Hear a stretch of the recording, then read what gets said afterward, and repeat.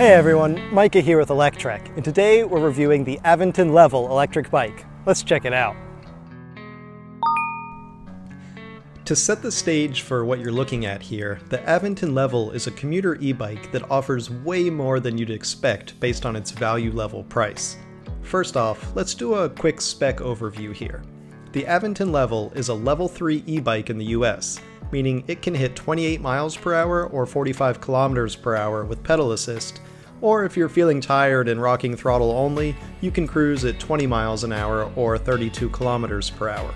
That high speed is possible thanks to a rear 750 watt peak hub motor that is powered by an integrated 48 volt and 674 watt hour battery that is built right into the down tube of the frame.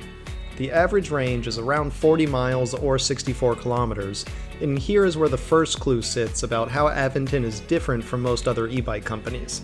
Not only do they tell you the average range, but on their site they actually give you the real-world range tests in every riding mode, showing you that throttle-only riding will get 30 miles of range, and on pedal assist you'll get various ranges all the way up to 57 miles on the lowest power setting. By giving real-world data instead of just saying up to 57 miles like most companies would, Aventon actually lets you make the call for yourself about how much range you're likely to see in the real world based on different riding scenarios.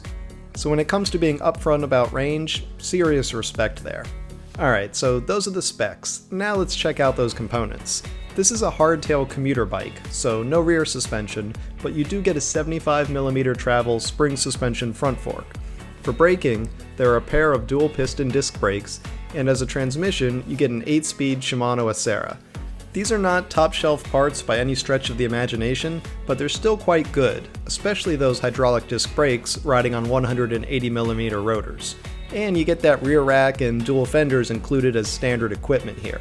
Aventon doesn't charge you extra for these parts that are commonly necessary for many commuters. To be honest, I'm tired of getting nickeled and dimed by all of these e-bike companies, so I'm really glad to see this as included equipment. All of this is to say that the Aventon Level really offers huge value, especially considering the $1,599 price tag. While that's not cheap, and yes, it costs more than budget e-bikes like Electrek XP or something, but the value is really high when you look at what you're actually getting. We're talking higher quality brakes, integrated battery for a sleeker look, and a large battery at that for long-range riding, plus one of the nicest welded frames I have ever seen. I'm always impressed by the build quality and the welding specifically whenever I get an Aventon e-bike to review. They literally have some of the best welded frames I have ever seen on an e-bike. The only other frame I've seen lately that has every weld as nice as Aventon is probably the Serial 1 Rush, and that bike costs 3 times as much, so you can see that Aventon is really batting far above average here. Now, is everything perfect about the bike? No, of course not. The two areas that jump out at me for improvements are the pedal assist sensor and the lighting. Like most e-bikes in this price range, there's no torque sensor on the pedal assist, it's just a simple cadence sensor. That's fine, but you do get more responsive pedal assist with a torque sensor, so the spoiled part of me would have liked to have seen it.